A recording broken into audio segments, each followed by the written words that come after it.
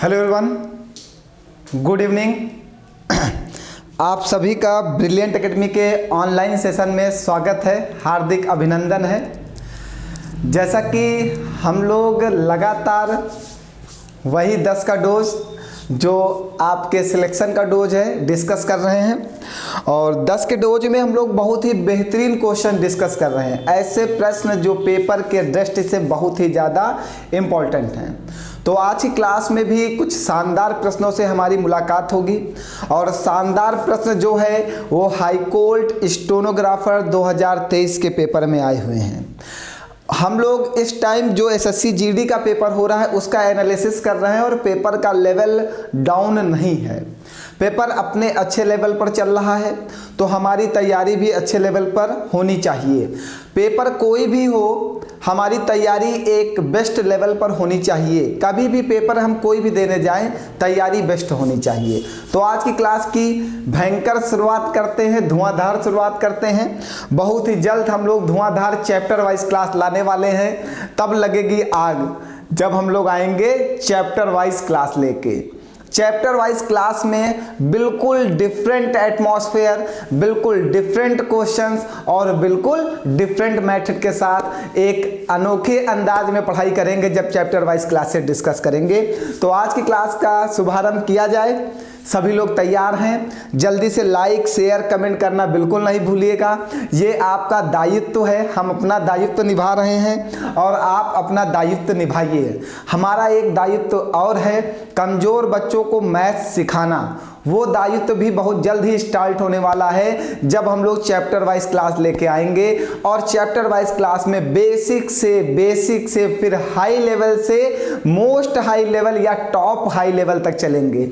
मतलब बेसिक से जोड़ते हुए टॉप लेवल तक जब हम लोग पढ़ाई करेंगे, तब हमारे उन बच्चों का भी कल्याण होगा जिनकी मैथ वीक है। चलिए, अभी तो 10 का डोज है, इसमें मिसलेनियस क्वेश्चंस चलते हैं। इसमें कुछ बच्चों को प्रॉब्लम क्रिएट होती है जिन बच्चों ने चैप्टर वाइज क्लास से डिस्कस नहीं की हैं। चलिए फिर शुरुआत करते हैं आज की क्लास का। सभी लोग जल्दी से जुड़ जाइए और शुभारंभ किया जाए। बेस्ट क्वेश्चंस की शुरुआत एक भयानक क्लास के रूप में फिर से आज से। ये क्वेश्चन एसएससी जीडी वाले बच्चों के लिए मोस्ट इंपॉर्टेंट है। ऐसा प्रश्न एसएससी जरूर पूछता है। प्रश्न क्या है? प्रश्न है, कोई कैब ड्राइवर, कोई गाड़ी का ड्राइवर है, अपने कैब की गति इसकी मूल गति से 5/9 गुणा घटा देता है। 9 गुना, इसको आप गुना कर लीजिए, गुणा को गुना घटा देता है, जिसके परिणाम स्वरूप 40 मिनट की देरी से अपने ऑफिस पहुंचता है। तो ज्ञात करें कि सामान्यतः उसे ऑफिस पहुंचने में कितना समय लगता है। तो ऐसे प्रश्नों में आप S1 T1 बराबर S2 T2 लगाइएगा। ये फार्मूला हमेशा हम लोग बराबर दूरी के संदर्भ में लगाते हैं जब बराबर दूरी की बात की जाए, बराबर दूरी की। तो कह रहा है कोई कैब ड्राइवर अपने कैब की गति मूल गति से 5/9 गुणा घटा देता है या कम कर देता है। हमने कहा प्रेजेंट टाइम में हमारी गति 1 है, S1 हमारी 1 है, और घटा के कितना कर देता है? 5/9 गुणा कर देता है। घटा के मतलब बाद में कितनी कर देता है? 5/9 गुणा कर देता है। इस समय हमारी गति 1 है और घटा के वो 5/9 गुणा कर देता है। जब 5/9 गुणा करता है तो उसे 40 मिनट की देरी होती है। मतलब जब वो 1 की स्पीड से चलता है तो वह अपने ऑफिस T समय में पहुंच जाता है। हमने कहा जब वह 1 की स्पीड से चलता है तो वह अपने ऑफिस T समय में पहुंच जाता है, और जब वह 5/9 की स्पीड से चलता है तो अपने ऑफिस 40 मिनट देरी से पहुंचता है। मतलब उसे 40 मिनट क्या लगते हैं? ज़्यादा लगते हैं। पहले T मिनट लगता था, अब कितना लगेगा? 40 मिनट ज़्यादा लगेगा। T + 40 हो जाएगा। 9 से इधर गुणा कर दीजिएगा, ये 9t हो जाएगा। इक्वल में 5 से अंदर गुणा करिएगा, 5t प्लस का 5 चौको 20, 200। ये 5t इधर आके बाबू माइनस हो जाएगा, तो ये माइनस करके इक्वल टू 200 कर दीजिएगा। 9t से 5t जाएगा बाबू, 4t इक्वल टू 200 और 4 एक 4, 4 पंचे 20, मतलब t बराबर बाबू कितना आ जाएगा, 50 मिनट आ जाएगा। मतलब उसे ऑफिस पहुंचने में कितना समय लगता है बाबू, 50 मिनट का समय लगता है। बताओ कोई डाउट है? कल के क्वेश्चन में एक कैलकुलेशन में मिस्टेक हुई थी मेरी, उस आप मिस्टेक को जरा से देख लीजिएगा। एक कैलकुलेशन में मिस्टेक हुई थी, शायद 240/15 था, उसको मैंने भाग गलत दिया था, इसका डिवाइड जो है 16 आएगा, मैंने 18 बता दिया था आंसर में, ठीक है। उसको चेक कर लेना, कभी कभी कैलकुलेशन मिस्टेक हो जाती है, उसके लिए हम क्षमा चाहते हैं आप सभी लोगों से, ठीक है। वो एक आध गलतियां कभी कभार पढ़ाते वक्त हो जाती हैं, तो वो कल वाले एक क्वेश्चन में किसी में है ऐसी मिस्टेक है, एक बच्चे ने बताया, तो आप उसको सही कर लीजिएगा, ठीक है। और कोई डाउट, ये क्वेश्चन में कोई डाउट है तो इस तरह के प्रश्न में आप S1 T1 बराबर क्या लगाएंगे, S2 T2 लगाएंगे। अब इसी प्रश्न को चलिए, अच्छा छोड़िए, बताओ कोई डाउट है इसमें? आंसर आपका आ गया 50 मिनट। चलिए आगे बढ़ा जाए। ऐसा प्रश्न SSC GD के पेपर में पूछा जाएगा, फिर से पूछा जाएगा, एक बार पूछा गया, दोबारा पूछा जाएगा, तीसरी बार पूछा जाएगा, 5वीं बार पूछा जाएगा, 12 बार पूछा जाएगा। चलो अगला प्रश्न लो। चैप्टर वाइज क्लास बहुत जल्द प्रारंभ होने वाली है। रीजनिंग और मैथ दोनों की चैप्टर वाइज क्लासेस प्रारंभ होंगी। आपकी सारी समस्याओं का समाधान हम करेंगे। थोड़ा सा धैर्य बनाओ, अभी हेल्थ इशू में अभी पूरी तरीके से ठीक नहीं हुआ है। जैसे ही हमारी हेल्थ इशू पूरी तरीके से ठीक हो जाती है, हम क्लासेस बढ़ा देंगे। अभी मैं 10 का डोज ही चलाऊंगा कुछ दिन और, थोड़ा सा रिलैक्स रहने दो, मुझे पूरी तरीके से ठीक हो जाने दो, फिर मैं चैप्टर वाइज क्लासेस लेके आऊँगा। आइए ये देखिए क्या प्रश्न है। ये हाई कोर्ट में ग्रुप सी के पेपर में आया है, Allahabad high court group C के पेपर में आया है। बताइए प्रश्न कितना भयानक है। मैंने पढ़ा ही नहीं, मैंने ऐसे बता दिया इतना भयानक, इतनी बड़ी इसकी लैंग्वेज लिखी हुई है, क्या है। चलो कह रहा एक्स नामक एक व्यक्ति, एक्स नामक किसी व्यक्ति ने अपनी पत्नी, 2 पुत्र और 1 पुत्री के बीच कुछ रकम वितरित किया। किसके किसके बीच? एक तो अपनी वाइफ के बीच किया और 2 बेटों के बीच किया है, 2 बेटों के बीच किया है और 1 गर्ल के बीच किया, मतलब 1 लड़की के बीच में किया, और 1 मैन वो स्वयं है। 4 लोग, 5 लोगों के बीच अपनी राशि का वितरण किया है, ठीक है। 5 लोग, 2 बॉय, 1 वाइफ 3, 1 लड़की 4, 1 स्वयं अपना 5 लोगों के बीच में उसने अपनी धनराशि का बंटवारा किया। अब कैसे बंटवारा किया आगे चलते हैं। और स्वयं के लिए कुछ धन रखा, हमने लिख दिया देखो पहले कि अपने लिए भी कुछ रखा होगा उस आदमी ने ना। अब क्या किया, कुल धनराशि का 20% उसने अपनी पत्नी को दिया, ठीक है। हमने कहा मेरे पास टोटल धनराशि 100% है। टोटल धनराशि कितनी हमारे पास? 100% है। इसका 20% हमने अपनी पत्नी को दे दिया, ठीक है। उसके आगे और इसका 22% अपने स्वयं के लिए रखा और 22% अपने लिए रख लिया, ठीक है। ठीक, 2 चीजें उसने कहा। हमारे पास 100% धनराशि है, उसका 20% अपनी पत्नी को दे दिया, फिर 22% अपने लिए रख लिया। अब शेष कितना बचा? अब शेष कितना बचा सुनो, 20% अपनी पत्नी को दिया, 22% अपने पास रखा, टोटल कितना हो गया? 42%। शेष कितना बचा बाबू? शेष कितना बचा? शेष यहां लिख लो। शेष हमारे पास टोटल 100% था, उसका 42% बट चुका है, बचा कितना बाबू? 48% शेष बचा है हमारे पास। अभी हमारे पास 58% धनराशि शेष बची है, ये शेष बची है। अब इस शेष में, इस 58% धनराशि में हम लड़के और अपनी बेटी के बीच बंटवारा करेंगे। किस प्रकार बंटवारा करते हैं आगे प्रश्न में लिखा होगा कैसे करना है। आगे कैसे बंटवारा करना है बाबू, इस चीज को समझो। शेष धन का 60% अपने पुत्रों में बांट दिया। शेष धन का, शेष धन हमारे पास 58 है, इसका 60% अपने पुत्रों में बांटा। प्रतिशत का चिन्ह हटाओगे नीचे क्या आ जाएगा? 100। 1 0 से 1 0 काट देंगे। 6 अठे 48 का 8 हासिल लगेगा 4, 6 पंचे 30, 4 34 और 10 से भाग करेंगे यहाँ दशमलव, मतलब अपने बच्चों में कितना दिया, लड़कों को कितना दिया, 34.8% अपने लड़कों को दिया। शेष हमारे पास 58% बचा था, उसका 60% अपने लड़के को दे दिया, ठीक। और शेष धनराशि अपनी पुत्री को दिया, ठीक है। हमारे पास 58 था, उसका 34.8% अपने लड़के को दिया, तो 58 से 34.8 घटा दो, शेष निकाल लो, लड़की का निकल के आएगा। घटाओ इसको, ऐसे घटा दें, चलो ऐसे घटा देते हैं, 58.00 34.8, ठीक है। एक हासिल दो, 10 से 8 जाएगा 2, एक हासिल गया 7 से 4 जाएगा 3, 5 से 3 जाएगा 2, तो 23.2 किसको दे दिया, अपनी लड़की को दे दिया। इतनी बात क्लियर हो गई। अब 100% धनराशि पूरी तरीके से बट चुकी है, सबके बीच में बट गई, सबके बीच में बटी। अब आगे क्या कह रहा है, अभी तो मैंने सिर्फ धनराशि बांटी है, 100% को 5 लोगों में बांटा है, जिस प्रकार उन्होंने कहा उस प्रकार से हमने बांट दिया।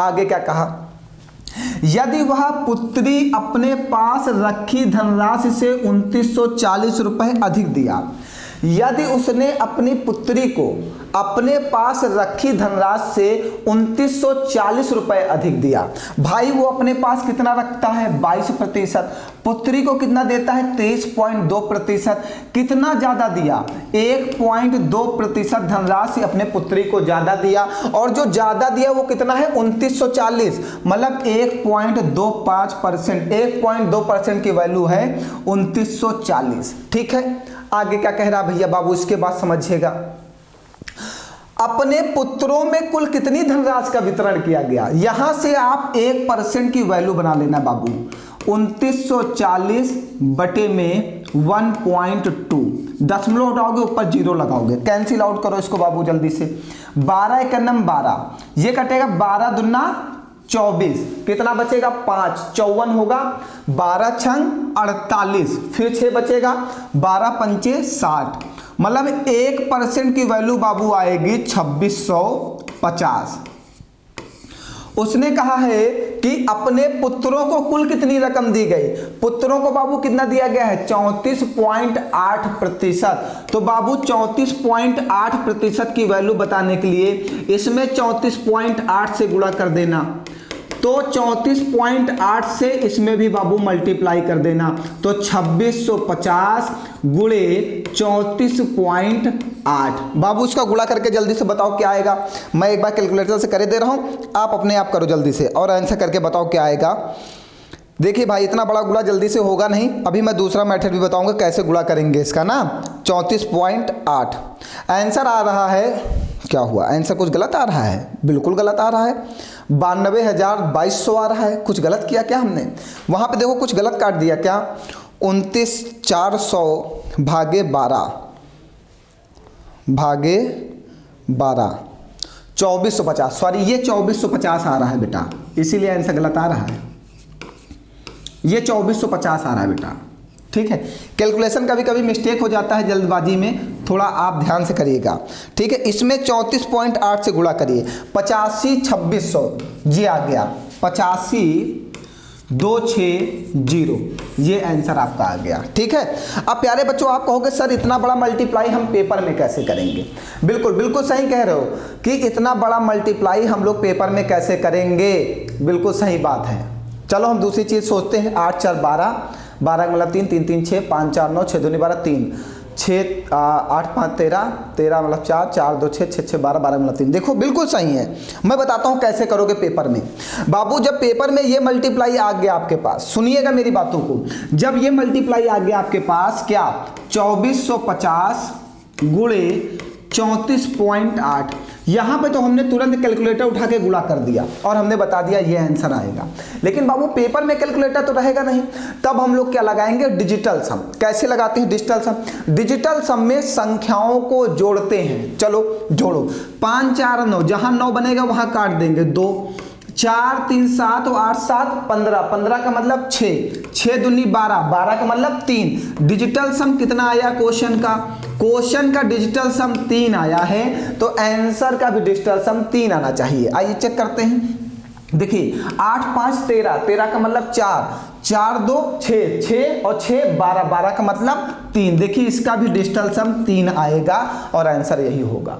ठीक है बाबू, जब वहां पे कैलकुलेटर नहीं मिलेगा तब आपको डिजिटल सम लगाना होगा। डिजिटल सम की क्लास हमने पढ़ा रखी है ऑनलाइन बैच में, सभी लोग पढ़ लेंगे। जिन्होंने नहीं पढ़ा है वो सभी लोग पढ़ेंगे, बहुत जरूरी है। ठीक है भैया। चलिए आगे बताया जाए। शानदार भैया शानदार। मैथ सिखानी है आपको ना, मैथ सिखानी है। चलिए अगला प्रश्न लेते हैं। हाँ वाह बढ़िया प्रश्न है ये भी। एक छोटी सी लाइन कहते हैं मैथ सिखाने की बात आ गई। मैथ सिखाना तो सब कुछ तो करना होगा आपके लिए, एक एक पॉइंट पे बात करनी होगी, एक एक पॉइंट सिखाना होगा।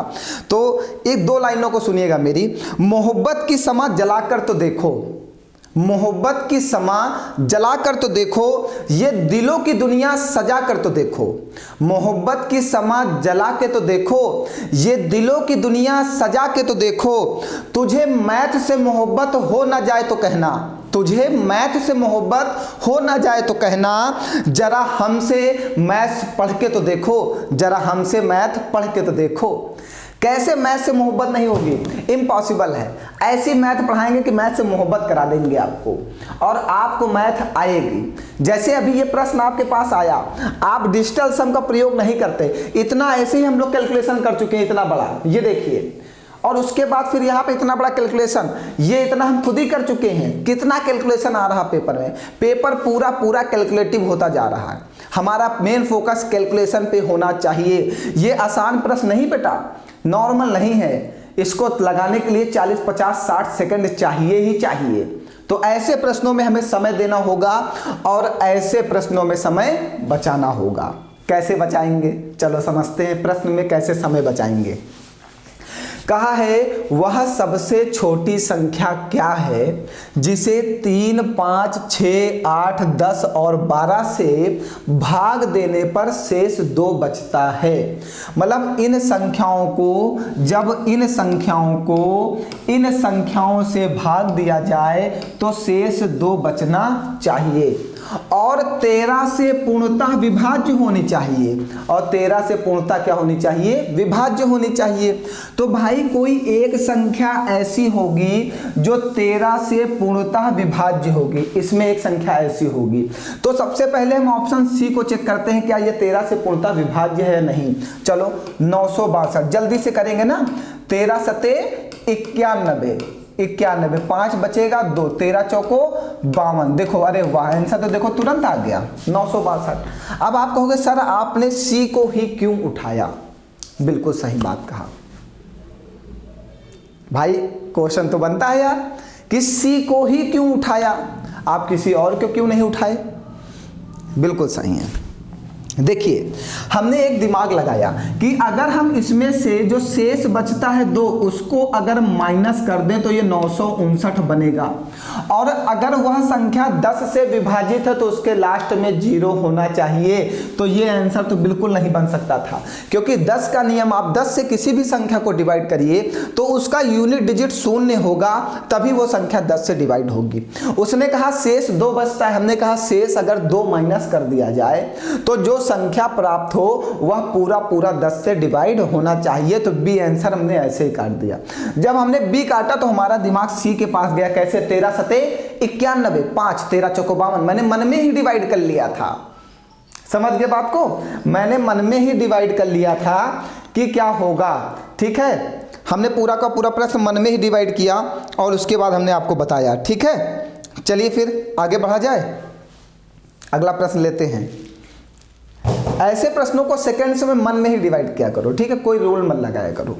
आइए, कह रहा किसी व्यक्ति ने सूचीबद्ध मूल्य पर 20% छूट देकर 1500 रुपए के सूची मूल्य पर कोई सामान खरीदा तो इसे 1104 रुपए के निवल मूल्य तक लाने के लिए उस व्यक्ति को कितनी अतिरिक्त छूट देनी चाहिए। ठीक है, एक 20% की छूट है, एक और कितनी छूट दे दी जाए कि वस्तु 1104 में आपको मिल जाए। ठीक है, ठीक है, मतलब ये वस्तु जो है 1500 रुपये की है।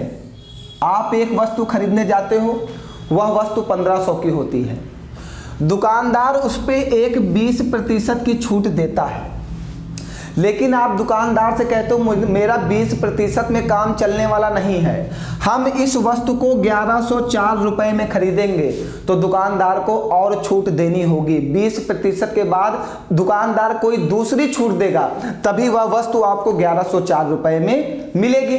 तो हम कह सकते हैं कि वस्तु का जो सीपी है वो 1500 है और जो एसपी है वो 1104 रुपये है। पहला डिस्काउंट आपका 20% का है, दूसरा डिस्काउंट आपको फाइंड आउट करना है। तो बाबू होता है एसपी बराबर सीपी। जो डिस्काउंट होता है उसको हमेशा 100 से माइनस करके लिखते हैं। तो पहला डिस्काउंट 20%, तो 100 से माइनस करोगे तो 80/100। दूसरा डिस्काउंट हमने x मान लिया, तो 100 माइनस x बटे में 100। ठीक है, क्योंकि दूसरा डिस्काउंट हमें बताना है। तो 2 जीरो से 2 जीरो बाबू कैंसिल आउट हो गए, 1 जीरो से 1 जीरो कट गया, ये 5 तेज 15, ये 5 दूनी 10 कट गया, ये 2 चौको 8 कट गया बाबू। तो 1104 बराबर में ये 4 तेज 12, 12 का 100 में गुणा करोगे 1200 और 12 का x में गुणा करोगे 12x।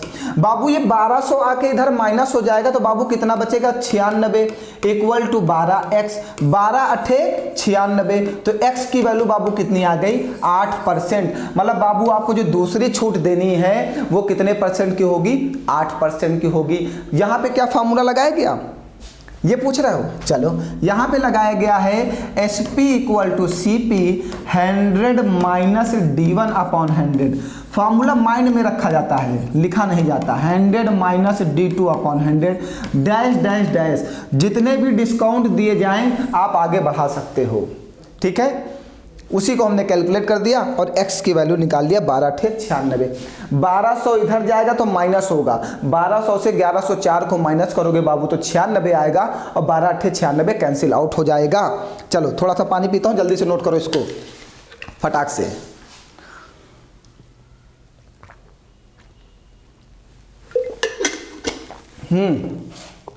आगे बढ़ाया जाए, बताओ।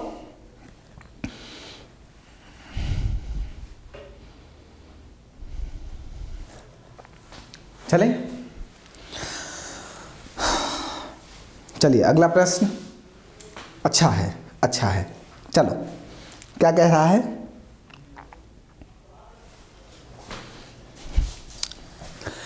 कोई व्यक्ति किसी वस्तु की 10% कीमत बढ़ाता है और फिर उस पर 15% छूट देने की घोषणा करता है। वास्तविक कीमत पर वस्तुतः कितनी छूट दी गई। आप हो, आप क्या करते हो। हमने कहा कि आप एक वस्तु 100 रुपए की लाते हो, आप एक वस्तु 100 रुपए की खरीद के लाए, फिर क्या किए इसकी कीमत 10% बढ़ा के लिख दिया, 110 रुपए लिख दिया। आप एक वस्तु 100 रुपए की खरीद के लाए, किसी वस्तु की 10% कीमत बढ़ाता है, आपने इस वस्तु की कीमत को 10% बढ़ा के कितना कर दिया 110 कर दिया। फिर जब वस्तु आपने बेची, फिर आप 110 रुपए की वस्तु, आपने कहा ये वस्तु 110 रुपए की है, हम इसको बेचेंगे। और जब बेचा तो आपने क्या किया, उस पर 15% की छूट दे दिया। अगर 110 रुपए की वस्तु पर 15% की छूट हमेशा 100 से घटा के लिखते हैं, तो 100 माइनस 15 मतलब 85/100। 1 जीरो से 1 जीरो कट जाएगा, गुणा करिए 11 × 5 = 55 का 5 हाथ से लगेगा 5, 11 × 8 = 88 और 5 = 93 और 10 से भाग करोगे एक अंक पहले दशमलव लग जाएगा। मतलब अब आपने वस्तु कितने रुपए में बेची 93.5 रुपए में बेची। तो कहा वास्तविक कीमत पर वस्तुतः कितनी छूट दी गई। उस वस्तु की वास्तविक कीमत क्या थी, 100 रुपए, क्योंकि तुम खरीद के 100 रुपए की लाए थे और बेचे कितने में हो, 93.5 रुपए में बेचे हो। कितने रुपए की छूट दिए, 100 से 93.5 घटा दो, 6.5 रुपए की छूट दिए, यही 6.5% बन जाएगा। आ गया आंसर आपका। बताओ कोई डाउट है, कहीं पर कोई समस्या। देखो आपके ऊपर फीलिंग के साथ हमने क्वेश्चन को लगा दिया, आप इसकी फीलिंग को समझिए और फीलिंग से ही क्वेश्चन सॉल्व होते हैं। आप बताओ कोई डाउट है। आपने एक वस्तु 100 रुपए की खरीदी, आपने उस वस्तु की कीमत को 10% बढ़ा के लिख दिया, 110 रुपए की लिखा। फिर जब वस्तु बेचा तो आपने 15% की छूट दे दी। 110 रुपए पे जब 15% की छूट दी गई तो आपने वस्तु 93.5 रुपए में बेचा। तो आपको वस्तुतः क्या हुआ, आपने वस्तु 100 रुपए में खरीदी थी, बेची कितने में, 93.5 रुपए में। तो आपको वस्तुतः क्या हुआ, नुकसान हुआ। कितने परसेंट का नुकसान हुआ, 100 से इसको घटा दिए, 6.5% का नुकसान हुआ। ये आंसर आ गया। बताओ, यही प्रश्न प्रतिशत परिवर्तन से भी लगा सकते हो आप, प्रतिशत परिवर्तन से भी लगा सकते हो। प्रतिशत परिवर्तन बराबर होता है, प्रतिशत परिवर्तन से आप घर पे लगाना, मैं फॉर्मूला लिख दे रहा हूँ। प्रतिशत परिवर्तन plus minus X plus minus Y plus minus X Y upon 100, ये प्रतिशत परिवर्तन का फॉर्मूला होता है। ठीक, इसमें जब लाभ होगा, प्रॉफिट हो तो प्लस, जब नुकसान हो तो माइनस, मतलब जब डिस्काउंट दिया जाएगा तो माइनस और जब बढ़ाया जाएगा तो प्लस। आप इससे लगा के देखिएगा, आंसर आएगा यही सेम आंसर आएगा, 6.5 आएगा। ठीक है, दोनों मेथड आप लगा के अपनी कॉपी में नोट कर लो। दोनों मेथड अच्छे हैं, प्रतिशत परिवर्तन भी बढ़िया है, ये भी बढ़िया है। जो भी आपके दिमाग में जिस समय जो भी चीज़ आ जाए आप उसको लगा दो तुरंत। चलें आगे बढ़े, आइए। हाँ, दो बसें एक समान गति से विपरीत दिशाओं में जा रही हैं। ठीक है, एक बस इधर से जा रही है और एक बस इधर से जा रही है, विपरीत दिशाओं में जा रही है। प्रत्येक बस की लंबाई 40 मीटर है। ठीक है, ये बस 40 मीटर लंबी है और ये बस 40 मीटर लंबी है और 3 सेकंड में एक दोनों को एक दूसरे के सामने से गुजरती हैं। समय उनको 3 सेकंड का लगता है और वो दोनों एक सामने से गुजर जाती हैं। तो प्रत्येक बस की चाल क्या है, तो हमें स्पीड बतानी है। ठीक है, प्रत्येक बस की चाल, मतलब ये वाली बस की हमने कह दिया S1 स्पीड है और इस वाली बस की हमने कह दिया S2 स्पीड है। ठीक है, आपने पढ़ा है समय बराबर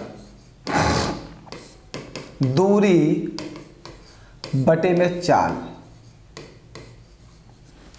दूरी जो बस की लंबाई होती है वही दूरी होती है, जो बस की लंबाई होगी या ट्रेन की लंबाई होगी वही हमेशा दूरी होती है। तो एक बस 40 मीटर लंबी, दूसरी बस 40 मीटर लंबी, ये दूरी हो गई। स्पीड हमें निकालना है S1 प्लस S2, पहली बस की चाल प्लस दूसरी बस की चाल, बराबर में समय 3 सेकेंड। S1 प्लस S2 को इधर भेज दीजिएगा, S1 प्लस S2 बराबर में 40 40 80 बटे में 3 मीटर प्रति सेकेंड। क्योंकि ये मीटर में है और ये सेकंड में है तो चाल मीटर प्रति सेकंड में आएगी। लेकिन आपके ऑप्शंस किस में है, किलोमीटर प्रति घंटा, किलोमीटर प्रति घंटा।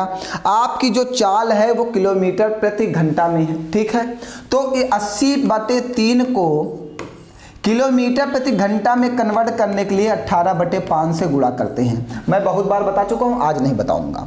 3 छंग 18, 16 पंचे 80। तो S1 प्लस S2 दोनों की चाल कितनी हो जाएगी, 96 किलोमीटर पर आवर। ये दोनों बसों की चाल आई है। उसने कहा है प्रत्येक बस की चाल बताइए, मतलब अलग अलग बताइए। तो 96 को 2 भागों में बांट दो, 48 किलोमीटर पर आवर इसकी चाल और 48 किलोमीटर पर आवर इसकी चाल। दोनों की चाल सेम होगी, क्योंकि अगर चाल अलग अलग होती तो यहाँ पे 2 चाल दी जाती, S1 की चाल अलग देता, S2 की चाल अलग देता। उसने कहा प्रत्येक बस की चाल बताइए, मतलब दोनों बस की चाल बताना है और चाल एक ही दे रखा है सब जगह ऑप्शन में, तो मतलब दोनों की चालें कैसी होंगी, समान होंगी। 48 48 96 दोनों बस की चाल आ गई। बताइए कोई डाउट है? ये तो बिल्कुल बेसिक से फार्मूले से क्वेश्चन लग गया, इसमें तो कुछ करना ही नहीं था, नॉर्मल था ये वाला क्वेश्चन। चलिए आगे बढ़ाया जाए। कुछ तुम लोग भी कभी कभी थोड़ा सा सुना दिया करो।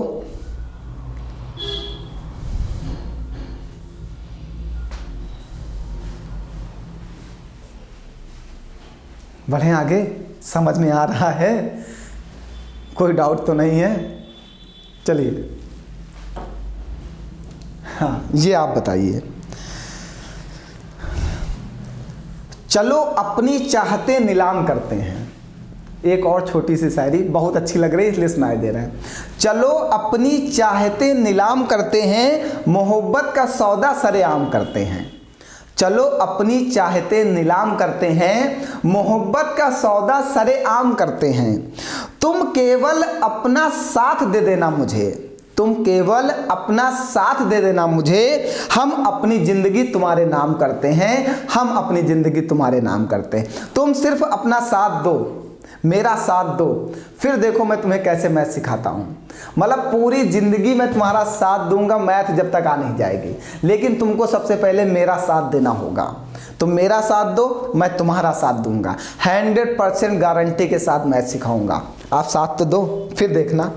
इस क्वेश्चन में कुछ करना है क्या? कुछ करना है? नहीं करना है। क्यों नहीं करना है? चलो देखो क्यों नहीं करना है, आज ये भी देख लो। तुम लोग तो हर चीज़ में सब कुछ करने लगते हो। कह रहा है वह सबसे छोटी संख्या ज्ञात कीजिए जिसमें 3 जोड़े जाने पर वह इन संख्याओं से विभाजित हो जाए। ठीक, हमारे पास 4 संख्याएं, एक 4728 है, एक 4725 है, एक 4722 है और एक 4720 है। कह रहा जब इन सभी संख्याओं में 3 जोड़ दिया जाए, जब इन सभी संख्याओं में 3 जोड़ दोगे तो ये कितना हो जाएगा?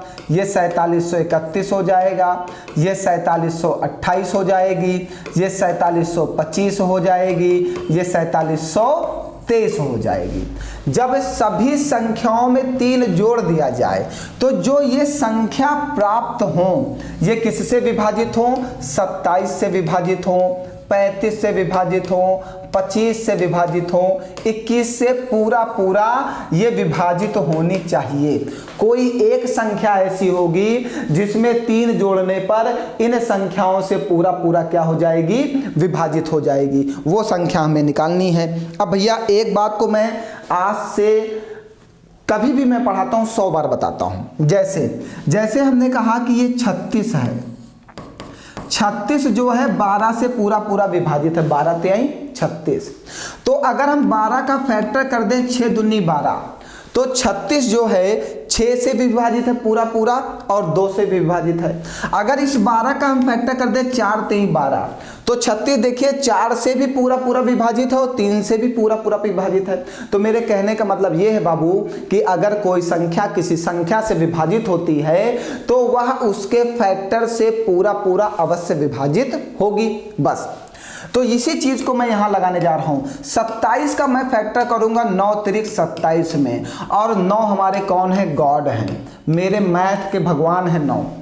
God is 9 is follow the digital sum. 9 जो है डिजिटल सम फॉलो करता है। ठीक है, डिजिटल सम की क्लास जिन्होंने पढ़ी वो अच्छे समझेंगे। 9 मैथ के भगवान हैं। 9 कहते हैं जहां पर संख्याओं का योग 9 होगा वह संख्या 9 से पूरा विभाजित होगी। जैसे 36 देखो 6 3 9, तो 9 चौको 36। जैसे 72 7 2 9, 9 8 72। जिन संख्याओं का योग 9 हो जाए वह संख्या 9 से पूरा विभाजित होगी। चलो देखते हैं। 4 3 7 4 11, 11 और 3 14, 14 1 15, 15 का मतलब 6। ये देखिए 7 2 9 कट गया, 8 4 12, 12 का मतलब 3। ये देखो 7 2 9, 5 4 9। यही आंसर बनेगा और कोई आंसर नहीं बन सकता। तो आपका आंसर आएगा 4722। ठीक है, क्योंकि देखिए यहाँ पे 5 4 9, 7 2 9 पूरा कट रहा है। 9 कहता है जहां पर संख्याओं का योग 9 बने उसको कैंसिल कर दो और वही आंसर होगा हमारा पूरा जो 9 से डिवाइड हो जाए। ठीक है, ये डिजिटल सम हमने फॉलो करा दिया। बताइए कोई डाउट है आपको? भैया ये सॉल्ट मेथड है, बिल्कुल खतरनाक तरीके से पेपर में लगाओ, समय मत बर्बाद करो अपना। आगे बढ़े, चलिए आगे बढ़ते हैं। आइए, एक आदमी है और एक बालक है, जितना कार्य कर सकता है, एक आदमी और एक बालक मिलकर जितना कार्य कर सकता है उसका 4 गुना कार्य 5 आदमी और 2 बालक एक साथ मिलकर पूरा करते हैं। तो एक आदमी और एक बालक की कार्य करने की क्षमता का अनुपात बताइए। भैया इसमें एक होता है M1 D1 E1 H1 upon W1, ये पूरा फॉर्मूला मैं लिख रहा हूँ, M2 D2 H2 E2 upon W2। जो जो क्वेश्चन में दिया जाएगा आप उतनी वैल्यू पुट करिएगा और सारी वैल्यू को हटा दीजिएगा। चलो क्या क्या दिया गया, चलो एक आदमी और एक बालक, मैन की जगह पे एक आदमी और एक बालक जितना कार्य करते हैं, कार्य मतलब W1 और W2, W मीन्स वर्क, जितना कार्य करते हैं, हमने कहा ये दोनों मिलकर एक कार्य करते हैं। तो आगे कह रहा है इसका 4 गुना काम, इसका 4 गुना काम 5 आदमी और 2 बालक मिलकर करते हैं, बीच में बराबर लगा दिया। ठीक है, तो हमें एक बालक और एक आदमी की, एक आदमी और एक बालक की कार्य क्षमता का क्या बनाना है, रेशियो बनाना है। ठीक है, कोई बात नहीं। 4 से इधर गुणा करो, 4 का m में गुणा करोगे 4m, 4 का b में गुणा करोगे 4 बॉय, इक्वल टू 1 का 5 में गुणा करोगे 5m और 1 का 2 में गुणा करोगे 2 बॉय। मैन को एक साइड भेज दो, बॉय को एक साइड भेज दो, 4 man minus 5 man equal to 2 boy minus 4 boy. तो ये माइनस करोगे 1 मैन आएगा और ये माइनस करोगे 2 बॉय आएगा।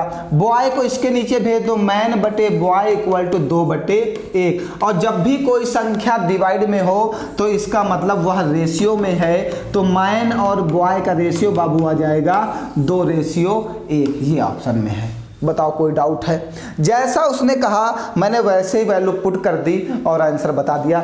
उसने कहा कि एक बॉय और एक आदमी मिलकर जितना काम करते हैं उसका 4 गुना, कार्य हमेशा नीचे आता है, इसका 4 गुना, हमने कहा यहाँ पे ये एक काम करते हैं, इसका 4 गुना 5 आदमी और 2 बॉय मिलकर करते हैं। तो एक बॉय और एक आदमी की कैपेसिटी कितनी निकाल दी हमने, 2:1। यही आपसे पूछा है। बताओ कोई डाउट है बाबू कहीं पर? जल्दी से बताइए, कहीं कोई डाउट हो जल्दी से कमेंट करिए।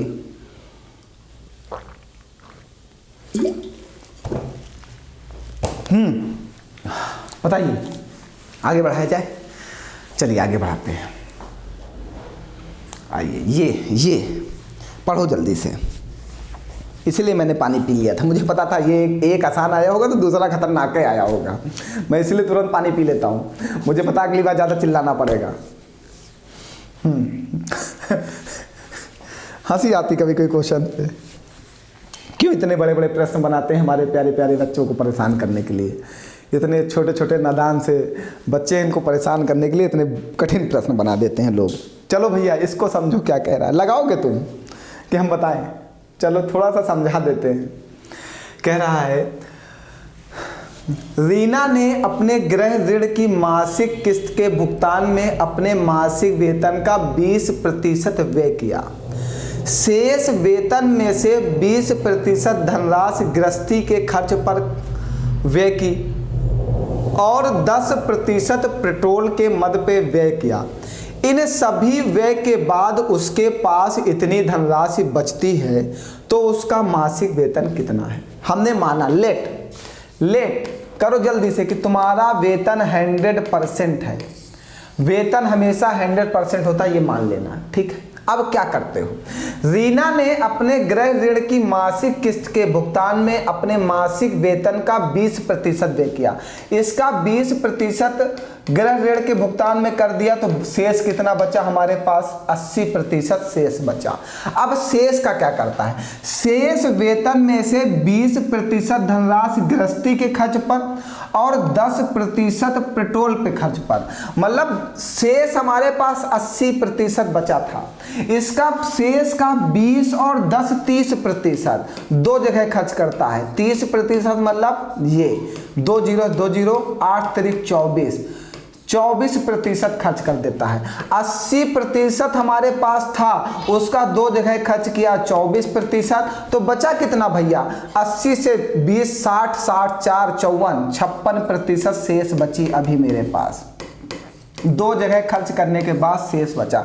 बहुत सारे बच्चे ये कह रहे होंगे कि सर जी पहले 80 का 20% निकालिए, फिर जो बचेगा उसका 10%। नहीं बेटा, उसने यहाँ पे शेष एक ही जगह लगाया। देखो इसकी लैंग्वेज समझो। कहा शेष वेतन में से 20% धनराशि गृहस्थी के खर्च पर व्यय किया, और का मतलब प्लस, और 10% पेट्रोल के मद पर व्यय की। 20, 10, 30, 80 का 30% निकालो, उसके बाद जो शेष धनराशि बची वो कितनी बची? 56% बची। अब क्या कह रहा है? इन सभी के व्यय के बाद उसके पास इतनी धनराशि बचती है। जो बचती है वो क्या है? 56% है। और 56% क्या है? ये है। यहां से 1% की वैल्यू निकालो, मतलब 36,960 को 56 से भाग करो। बाबू जल्दी से भाग करो, बताओ क्या आएगा। जल्दी से भाग करके कमेंट करो भैया, बाबू इतना समय नहीं है। जल्दी से आप कमेंट करो कि इसका भाग करने पे क्या आंसर आएगा। गलत नहीं आना चाहिए, क्योंकि हमसे बहुत जल्दी गलतियां होती हैं कैलकुलेशन में। ठीक, इसका भाग करने पे बाबू आएगा 660, मतलब 1% की वैल्यू बाबू कितनी आ गई? 660 आ गई। क्या पूछा? तो उसका मासिक वेतन कितना है? आपने वेतन क्या माना? 100%, तो 100% बनाने के लिए 100 से इधर गुणा करो, तो 100 से इधर भी गुणा करना होगा। तो उसका मासिक वेतन कितना आ गया बाबू? 66,000। बताओ कोई डाउट है? ऐसे क्वेश्चंस को जरा धड़ाधड़ पेपर में लगाना होगा, कैलकुलेशन स्पीड पकड़नी होगी और क्वेश्चन की लैंग्वेज समझना होगा। जब तक क्वेश्चन की फीलिंग नहीं समझोगे तब तक क्वेश्चन नहीं सॉल्व कर पाओगे। बाबू जो लोग कहते हैं कि सर जी शॉर्ट ट्रिक नहीं बताते हैं, बेटा शॉर्ट ट्रिक क्वेश्चन में लगती ही नहीं है पेपर में। ऐसे क्वेश्चन में क्या शॉर्ट ट्रिक लगाओगे? आप बताओ, कुछ लग सकता है? नहीं लग सकता। ऐसे क्वेश्चंस आपको लगाने ही पड़ेंगे। आप पेपर पैटर्न बदल रहा है। मैंने एक बार नहीं 100 बार बोला है कि पुरानी चाबियों से नए दरवाजों के ताले नहीं खोले जा सकते, मतलब पुरानी पढ़ाई से नए पेपर नहीं निकाले जा सकते। अब नई पढ़ाई करनी होगी, अपडेटेड क्वेश्चंस पढ़ने होंगे, नए लेवल के सिस्टम से पढ़ना होगा। अपने आप को बदलो, और जहां भी पढ़ते हो उन टीचर से कहो कि अपने आप को बदलें, थोड़ा सा अपडेटेड मॉडिफाई क्वेश्चंस पढ़ाएं जो पेपर पूछ रहा है। ये सब इलाहाबाद हाईकोर्ट स्टेनोग्राफर के ग्रुप सी के ग्रुप बी के आए हुए प्रश्न हैं। मैं आए हुए प्रश्न पे विशेष चर्चा करता हूं, जिससे आपको ये पता चले कि पेपर कैसे प्रश्न पूछता है, आपको कैसे प्रश्नों को पढ़ना है। फर्जी के प्रश्नों को पढ़ के अपना समय मत बर्बाद करिए, अच्छे क्वेश्चंस पढ़िए जो पेपर में पूछे जाते हैं। चलिए आगे बढ़ा जाए। वैसे 10 का डोज है, नॉर्मल डोज नहीं होता। ये कोरोना वैक्सीन का डोज है। जैसे कोरोना चला गया वैसे ही आपकी मैथ की बीमारी चली जाएगी, इसलिए मेहनत के साथ अच्छे क्वेश्चन पढ़िए। आइए अगला क्वेश्चन लीजिए, बढ़िया प्रश्न है। ये क्या कह रहा है? 60। अच्छा ये 60 गलत छप गया। चलो, 2 संख्याओं का लघुत्तम समापवर्त है 495, मतलब 2 संख्याओं का लासा कितना है? 495 है। उनका महत्तम समापवर्त है, मतलब एचसीएफ कितना है? 5 है। यदि 2 संख्याओं का अंतर 10 है तो वे दोनों संख्याएं क्या हैं? ए और बी हमसे पूछा है। वाह, अच्छा प्रश्न है। बहुत ही शॉर्ट मेथड बताता हूं, सेकंड में करने वाला। 1 सेकंड में क्वेश्चंस करेंगे। आपने पढ़ा है एलसीएम गुणे एचसीएफ बराबर first number into second number. तो एलसीएम कितना है बेटा? 495। एचसीएफ कितना है बाबू? 5 equal to A into B, मतलब ए और बी का जो गुणा है वो यही है। ठीक है, हमें एक बात ये अच्छे से पता है कि मासा दोनों संख्याओं में कॉमन होगा। जो मासा होगा वो क्या होगा बाबू? कॉमन होगा। तो दोनों संख्याओं में मासा क्या होगा? कॉमन होगा। और मासा कितना दिया गया? 5।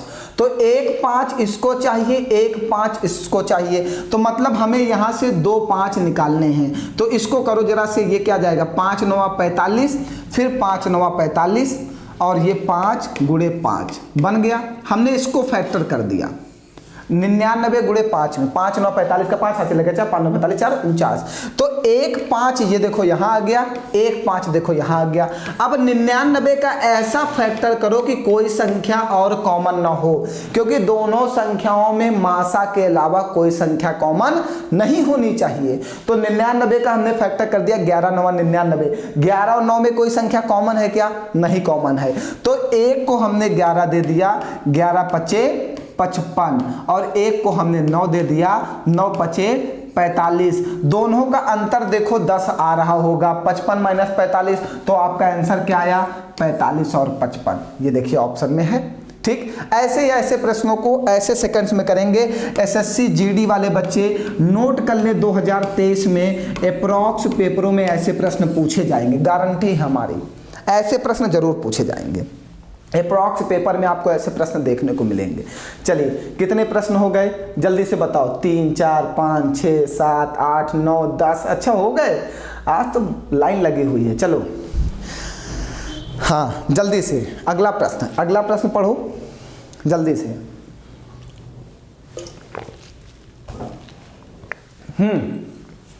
15 किलोमीटर प्रति घंटे की गति की चाल से टहलते हुए कोई बालक अपने स्कूल 20 मिनट देरी से पहुंचता है। अगली बार वह अपनी चाल 5 किलोमीटर प्रति घंटा बढ़ा लेता है तो वह 5 मिनट देरी से पहुंचता है। तो घर से स्कूल के बीच की दूरी बताइए। हमने कहा घर से स्कूल के बीच की दूरी जो है वो डी है, डिस्टेंस। अपना मेथड बता रहा हूं, ठीक है। चाल कितनी? 15 किलोमीटर प्रति घंटा। तो समय बराबर होता है दूरी बटे चाल, समय बराबर दूरी बटे चाल। तो डी हमने मारा है डिस्टेंस, 15 किलोमीटर प्रति घंटे की चाल से चलता है तो 20 मिनट की देरी से पहुंचता है। जब देरी से पहुंचेगा तो -20, और चाल किसमें? किलोमीटर प्रति घंटा में, तो समय भी घंटे में होना चाहिए। 20 मिनट है, इसको घंटे में बदलने के लिए 60 से भाग कर दो। दोबारा क्या हुआ? वह अपनी चाल 5 किलोमीटर प्रति घंटा बढ़ा देता है। पहले 15 चलता था, अब कितना चलेगा? 20 किलोमीटर प्रति घंटा कर देता है। वह अपनी चाल 5 किलोमीटर प्रति घंटा बढ़ा लेता है, मतलब पहले 15 चलता था, अब कितना चलता है? 20। तो वह 5 मिनट की देरी से पहुंचता है डी बटे 60। डी वाले को एक साइड बुला लो, डी बटे 15 माइनस डी बटे 20 इक्वल टू माइनस का 5 बटे 60 प्लस का 20 बटे 60। ठीक है, यहां पे एलसीएम ले लो बाबू, 15 गुणे 20। ठीक है, 15 से 15 कटेगा 20 डी आएगा। ठीक, जल्दी जल्दी 20 से 20 कटेगा 15 डी आएगा। इक्वल टू में बाबू 60 एलसीएम ले लो, 60 से 60 कटेगा माइनस का 5 प्लस का 20। ठीक है, यहां पे इसको घटाओगे ये 5 डी और ये कटेगा 20 एकन्नम 20, 20 3 60 और ये 3 एकन्नम 3, तीनों 25 15 बटे में 5 इक्वल टू इसको घटाओगे 15 आएगा। 5 से 5 कटेगा डी बराबर आ जाएगा 15 किलोमीटर। ऑप्शन में देखो है 15 किलोमीटर, ये देखिए। ठीक, ये हमारा अपना मेथड है, इस मेथड को बहुत अच्छे से समझ लेना। समय दूरी चाल की क्लास सबसे पहले चैप्टर वाइज अगर कोई क्लास आएगी तो समय दूरी चाल की आएगी। बिल्कुल बेहतरीन कॉन्सेप्ट, बिल्कुल नए मेथड के साथ आसान तरीके से समय दूरी चाल को मैं पढ़ाऊंगा, बिल्कुल निश्चिंत रहो। जिस दिन समय दूरी चाल की क्लास आ गई ना, बिल्कुल निश्चिंत रहिएगा, उसके बाद आपको समय दूरी चाल में कभी प्रॉब्लम नहीं आएगी। बताइए कोई डाउट है इसमें आपको? अभी रिवीजन क्लास चल रही है, जिन बच्चों का पेपर लगा हुआ है, जिन्होंने पूरी क्लासेस चैप्टर वाइज पढ़ रखी हैं, ये क्लासेस उनके लिए हैं। ये उनको बहुत ही प्रॉफिट करेंगे जिनका पेपर है, क्योंकि उन्हें रिवीजन करना है, जल्द से जल्द पूरा का पूरा सिलेबस रिवीजन चाहिए। और रिवीजन के लिए हम लोग इसी तरह पढ़ेंगे तभी रिवीजन होगा। चले आगे बढ़ा जाए। आइए, ये क्वेश्चन आप यहाँ से हम लोग कल की शुरुआत करेंगे। और कल हम लोगों ने एक क्वेश्चन घर के लिए दिया था, कमेंट में हमने कहा था आंसर दीजिएगा, उसका आंसर मैं बता देता हूँ पहले। आज इसको तो बाद में, पहले उसका आंसर बता देता हूँ ना, जो आपको दिया गया था। ये कल आपको एक क्वेश्चन दिया गया था घर के लिए, ठीक है, इसको मैं बता देता हूँ, उसके बाद फिर वो क्वेश्चन देता हूँ घर के लगाने के लिए। कहा त्रिभुज ABC है। चलो इसको समझो, बहुत सारे बच्चों ने कमेंट नहीं किया है, तो ये आप करो या ना करो, आपकी मर्जी यार, हमें बताना है, मैं बता दे रहा हूँ। एक त्रिभुज ABC है जिसमें ये ABC एक त्रिभुज बना लीजिए, जिसमें DBC का मध्य बिंदु है, DBC का मध्य बिंदु है और EAD का मध्य बिंदु है। यहां से एक ऐसे डाल दो और इसका मध्य बिंदु जो है, इसका मध्य बिंदु E है। ठीक है, E है का मध्य बिंदु है। ठीक है, कोई बात नहीं, आगे क्या कह रहा है? त्रिभुज ABC का क्षेत्रफल BED के क्षेत्रफल का 4 गुना होगा। BED, अच्छा इसको ऐसे मिला दो, मिला दिया, चलो कोई बात नहीं। अगर इसको भी ऐसे मिला देंगे, चलो कोई बात नहीं, मिला दिया। हाँ, अब हमारा क्षेत्रफल कितने भागों में टूट गया? 4 भागों में टूटा। आगे क्या कह रहा है? अगला देख लेते हैं। ADC का क्षेत्रफल BED के क्षेत्रफल का 2 गुना होगा। बात समझिएगा, हम एक छोटी चीज़ समझाते हैं, पहले इसको समझो, नहीं तो आप इसको समझ नहीं पाओगे। पहले हम एक चीज़ समझा देते हैं, फिर इसको बनाते हैं फिर से, नहीं तो आप समझ नहीं पाओगे। जैसे ये एक ट्रायंगल है मेरा, ठीक है, जैसे हमने ट्रायंगल में ये एक लाइन खींची तो इसका क्षेत्रफल 2 बराबर भागों में बट गया। फिर अगर हमने एक लाइन यहाँ से खींच दी तो ये वाला क्षेत्रफल 2 बराबर भागों में बट गया। फिर अगर हमने एक लाइन यहाँ से खींची तो ये वाला क्षेत्रफल 2 बराबर भागों में बट गया। कल की क्लास में एक प्रश्न था, मैंने इसको समझाया था। जैसे अब एक वर्ग है, सुनो, जैसे ये एक वर्ग है, ठीक है, वर्ग है, वर्ग में हमने ये एक लाइन खींची तो इसका और इसका क्षेत्रफल बराबर हो जाएगा, ठीक। अब वर्ग में हमने ये लाइन खींची तो इसका इन चारों का क्षेत्रफल बराबर होगा। इसका जितना क्षेत्रफल होगा वही इतना, इसका होगा वही, इसका होगा वही, इसका होगा। हमने एक लाइन यहाँ खींच दी तो इसका और इसका क्षेत्रफल क्या होगा, बराबर होगा। एक लाइन यहाँ खींची तो इसका और इसका क्षेत्रफल बराबर होगा। जितनी लाइनें खींचते जाएंगे उतने ही भागों में क्षेत्रफल बढ़ता चला जाता है, ठीक है। अब वही चीज इसमें करा रहा है हमसे। अब समझो, ये एक ट्रायंगल है ABC, यही करा रहा है ABC। एक लाइन यहां से खींचा तो इसका क्षेत्रफल 2 बराबर भागों में बटा, तो एक लाइन यहां से खींचा और एक लाइन यहां से खींचा। अब 1 2 3 4, इस पूरे ट्रायंगल का क्षेत्रफल जो है 4 भागों में बट गया। मतलब अगर मैं कहूं इस पूरे ट्रायंगल का क्षेत्रफल 16 है तो इसका कितना होगा 4, इसका कितना होगा 4, इसका कितना होगा 4, इसका कितना होगा 4। तो ये कह सकते हो जो ट्रायंगल तुम्हारा BED है, जो ट्रायंगल तुम्हारा ये BED है, BED, ट्रायंगल BED का क्षेत्रफल 4 गुना होगा किसका, ट्रायंगल ABC का क्षेत्रफल, ABC का क्षेत्रफल। देखो कोई ऑप्शन ऐसा है, देखो दिया है त्रिभुज ABC का क्षेत्रफल BED के क्षेत्रफल का 4 गुना है, बिल्कुल सही है। BED के क्षेत्रफल का 4 गुना त्रिभुज ABC का क्षेत्रफल होगा, क्योंकि त्रिभुज ABC का क्षेत्रफल 1 2 3 4 भागों में बटा है। तो ये एक भाग हुआ, ये दूसरा भाग हुआ, ये तीसरा भाग हुआ, ये चौथा भाग हुआ, ये चारों भाग बराबर हैं। तो ट्रायंगल ABC का जो क्षेत्रफल होगा वो ट्रायंगल BED के क्षेत्रफल का 4 गुना होगा। ये आपका हाईकोर्ट स्टेनोग्राफर में क्वेश्चन आया है, तो केवल A आंसर सही है, ठीक है, समझ गए।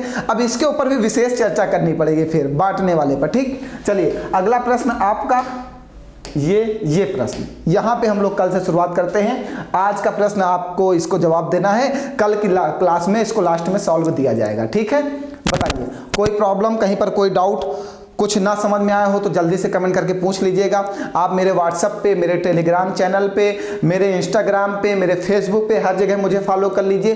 कोई भी डाउट होता है निश्चिंत रूप से पूछिए। जितनी भी PDF हैं वो टेलीग्राम चैनल पे प्रोवाइड की जा रही हैं। क्लास होती है शाम को, सुबह 10 बजे तक PDF अवेलेबल हो जाती है हमारे टेलीग्राम चैनल पर। तो जिन बच्चों को क्वेश्चन की PDF चाहिए वो सारे बच्चे हमारे टेलीग्राम चैनल को ज्वाइन कर लें। इंस्टाग्राम पर फॉलो करें, फेसबुक पर फॉलो करें, हमारे व्हाट्सएप पर जुड़ जाएँ। कहीं भी आप जुड़ सकते हैं, जहां से भी आप जुड़ सकते हैं हमारे साथ जुड़ जाइए। हम मैथ की समस्या का समाधान बिल्कुल आपके साथ करेंगे। चलिए फिर मिलते हैं, इस क्वेश्चन का जवाब आपको देना है, आगे हमारी आपकी मुलाकात होगी कल। आज के लिए इतना ही, बहुत बहुत धन्यवाद आप सभी लोगों का। हंसते रहो, मुस्कुराते रहो और मेहनत के साथ पढ़ते रहो।